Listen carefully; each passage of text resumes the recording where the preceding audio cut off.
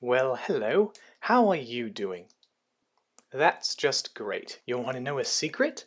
I can't hear a bloody thing you're saying because this is a one-way streak. It means that I can't hear what you're saying. So, why are we here? We are here to read a My Little Pony fan fiction. Now, what story do I have in store for you? It's Lone Black Train by Bronius Maximus. Okay, I'm done with that British accent. Um, as for the story, I'm not exactly sure how I should read this. I want to be somber, but I don't want to read this in Applejack's voice because it's a first-person story through Applejack, and there is some dialogue, so I will do some voices for that, but I don't want to read this story like, I'm American, land of the free, home of the brave. I don't want to put on some shitty Texan accent for the majority of the story, so I'm just going to read the way I sound right now, kind of. I'll see how it goes. If I like how it goes, then I won't have to re-record this, and then everyone's happy, and I can go back to Flash and press the F6 button a million fucking times until Twilight Sparkle looks the way I want it to look. Now, let us begin. Lone Black Train, Chapter 1. It's been a good long while since I've seen my ma and pa. It was just as well. Mac and I got along on the farm just fine after they'd left. We never got an explanation or a word of warning. One morning we woke up, and they were gone. Granny wouldn't tell us where they'd gotten off to, but in time we came to understand why. They loved us. Or, at least we'd like to think they did. They tell us every day that Mac and I made them prouder than a group of lions at a caribou eating contest. I always found that saying a bit weird, but it was one of the quirks that made them my ma and pa. I have to admit, waiting at this train station at near midnight did make me a bit nervous. The lone gas lamp only lit about half the platform, and the light was only a flickering essence of the sunny days Ponyville normally was blessed with. Long dancing shadows on the old hardwood reminded me of the time the girls and I went to Canterlot to be in that hearts-warming play. I'd like to think I made a pretty good advisor to Chancellor Puddinghead, though I got to admit, any pony with a name like that must have hated her parents. I'd just come from a party, though it wasn't the best I'd ever been to, that's for sure. All my friends and family were there, wishing me well on my journey. And it was a going-away party. But those are always kind of bittersweet, you know? It was like the one they threw for me when I went away to the Canterlot Rodeo, except this one was a little more somber. I was a stubborn fool back then, refusing to return until I had the money I promised them. That was a long time ago. From what I'd heard, they'd all been prepared for this party for a while now. I don't know why they insisted on getting so emotional, though it wasn't like I'd never see them again. They knew this trip had been a long time coming. Darn trees aren't as sturdy as they used to be, but they sure are heavy. A midnight train was a bit unusual, but it wasn't my job to question these things. My only job was to get on board. I looked at the clock near the lamp. It was on the stroke of midnight. Right as I noticed the hand move over the 12, I heard a lonesome whistle echo across the empty fields. I figured that was my ride. The boards beneath my hooves began to shiver, making my legs feel kinda numb for a spell. Looking down at the tracks, I was nearly blinded by the white light of the headlamp at the front of the engine. The steam billowing out of the sides and stack was in sharp contrast to the color of the train. From what I could tell in the dim light, it was a simple black engine, black coal car, and a few passenger cars. They didn't look very modern, but I wasn't one to take a free trip for granted. As it pulled into the station, I could see some of the faces of the ponies and griffins already on board. Some were asleep, some looked tired, others looked scared. I couldn't imagine why. It was just a dang train. Once it finally came to a stop, the engine hissed in relief, releasing the pent-up steam in a cloud covering most of the platform. I could see the shadowy form of what I reckoned was the conductor stepping down from the lead car. Once the steam began to clear, I could see that he was wearing an old-time conductor's outfit, the kind with polished buttons, straight lines and such. Rarity would probably know what it was called, but this uniform didn't look at all sharp. The buttons were a bit tarnished, and the jacket looked like it was meant for a bigger pony. "Applejack?" he asked. His voice was a lot more gruff than I'd expected from a unicorn of his size. I wouldn't call him old, more like worn. He had some gray stubble around his chin, kinda sunken eyes and a slim mouth, and almost like a cut across his face. His wiry mane stuck out from beneath his conductor's hat at all ends and weird angles, so I couldn't imagine this feller taking good care of himself. Ma had taught her foals not to judge other ponies, so I just nodded. "Welcome aboard," he grumbled in that raspy voice of his. I didn't know many railway ponies, but I'd have to imagine that most of them sounded like he did. He opened the door to the first car and I climbed up the steps. I was alone, no pony else in the 30 seats but me. "Ain't no pony else?" I turned to ask him, but he was gone. The door had already been shut. I shrugged my shoulders and took a seat. As the train lurched forward, I watched the station drift past the window in the darkness. Then some of the fields, then some of the town of Ponyville itself. I recalled all the fond memories I'd made there, as well as the friends that I'd never forget. I hated leaving, but I knew this was something that wasn't really an option. A girl really needs to see her parents, and I'm glad I'm finally able to do it. But it did leave a certain bitter taste in my mouth. As I sank into the plush of the seat, I looked around what was apparently my private car, and thought about the unique situation I found myself in. All alone, headed on a westbound train odyssey on a train with no name. Granny Smith had always told me that train hopping was a good way of getting from place to place in Equestria before the roads. Maybe some of my ancestor ponies had done the same thing I'm doing. Well, I reckon all my ancestors would have done what I was doing at some point or another. Ponyville was long gone, though I could still make out some of the dim lights of the town in the distance. I'd wager at least some of those lights belonged to my friends and family. I just hated leaving them so suddenly like this. A lot of them were sure I'd stick around. Heck, even I was sure of it. But that's neither here nor there. The point is, I'm on this train, and I'm headed back home. Outside, the train car was pitch black. No fields, no sparsely populated countryside, no lone farmhouses set in a field of corn or wheat. Just darkness of the night surrounding the train as it plowed onward to its destination. As the wheels rumbled beneath me, I fought with a sense of joy building in my heart. My parents were sure to be waiting for me once this mighty beast came to a stop, and I'd be ready for them. I could already see the moment we would reunite.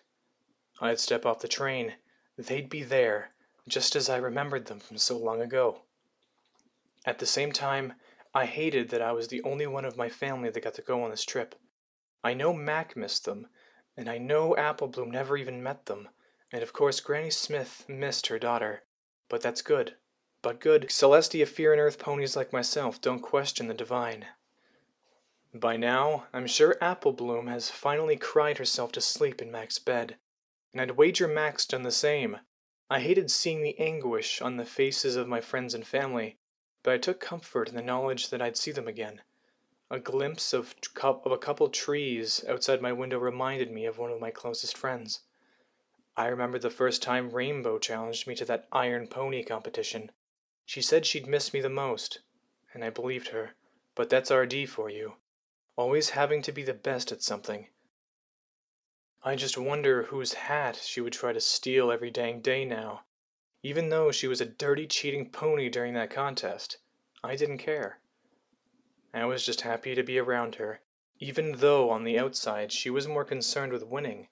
She would later tell me that deep down, she was just trying to impress me. I couldn't imagine why. I was just a simple earth pony trying to keep my farm from going under, and she was practically a shoo-in for the Wonderbolts. A lot of pillow talk would reveal that she could never actually join the Wonderbolts because she had dropped out of flight school. That was the first time I'd ever see her cry. And I don't mean just getting teary-eyed. I mean truly, truly cry. She had a dream that she'd wanted ever since she was a filly, and it was forever out of her reach. I couldn't really empathize, as the farm had been all I'd ever really known or wanted, but I comforted her all the same. I remember the nights we'd hang out in the hayloft, shooting the breeze. I always figured Rainbow's independent attitude was just a cover. Every pony needs some pony to confide in, and I was her some pony. I set my eyes to the sky as the pitch blackness outside continued to envelop the train. If not for those wonderfully twinkling stars, I'd have thought that we'd be riding through Tartarus itself. They were brilliant, but Princess Luna's pride was something amazing to behold. I'd once recalled Twilight telling about how every star in the sky is like our sun, and could have all kinds of strange alien planets floating around it.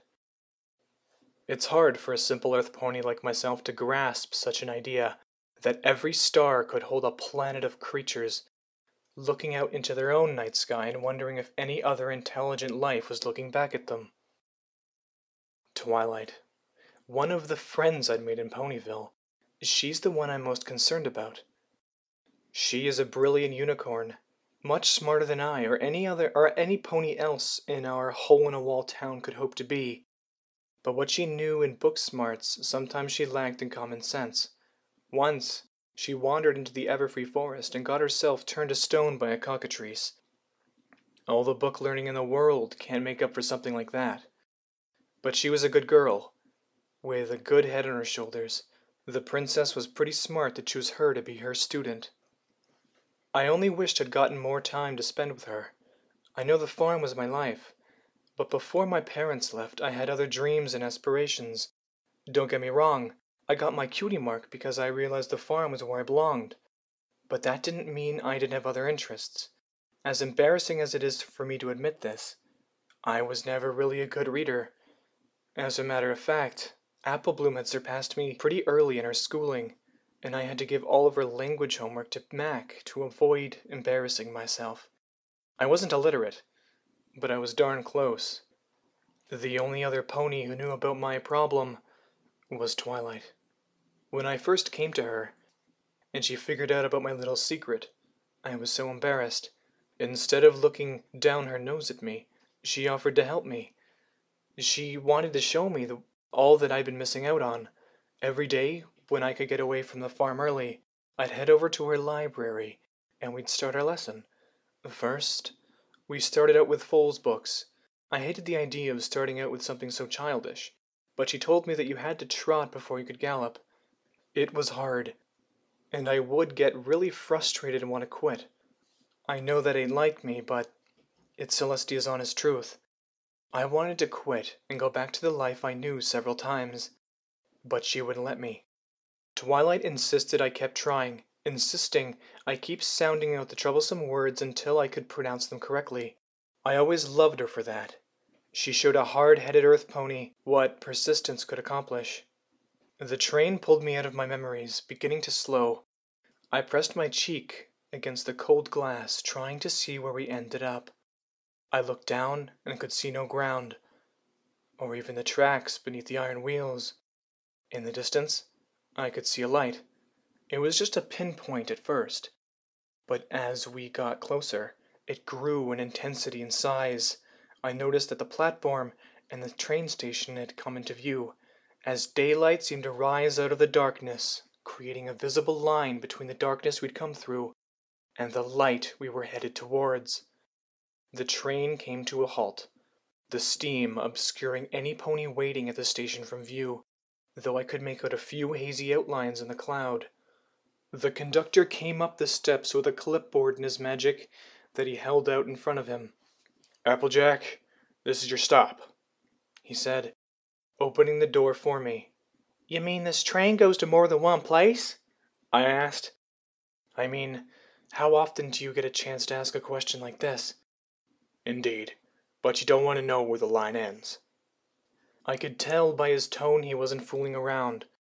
I'd hopped down the steps and waited for the smoke to clear as the train took off towards whatever awful destination awaited those who hadn't disembarked.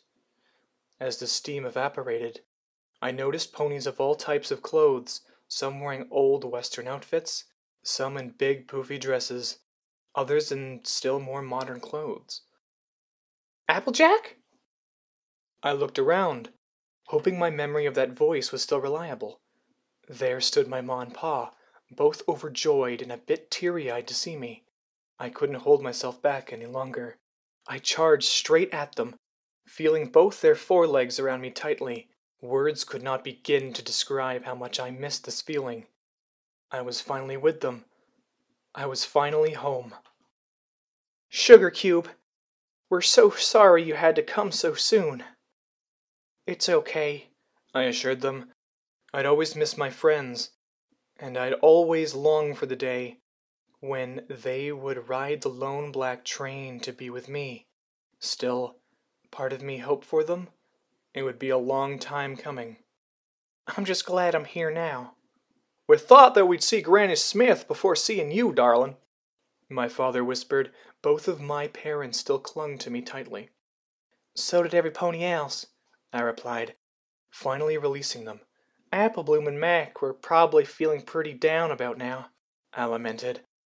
I hated to know that my kin are upset, when there was really nothing I could do to tell them I was in a better place. If you like, I can pass along a message, Applejack. I recognized that voice. I turned around.